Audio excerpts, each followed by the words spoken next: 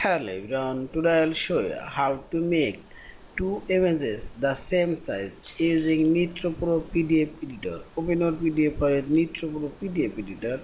Now click on this home option, this menu bar, and here you will find this edit option and click on this edit, and I'll make this image as this first one, and firstly click on the first images and select. Now click on this format option. This image size look at 275 and this one 455. I'll make it 300 and what I'll make 450 and say this one I'll make 300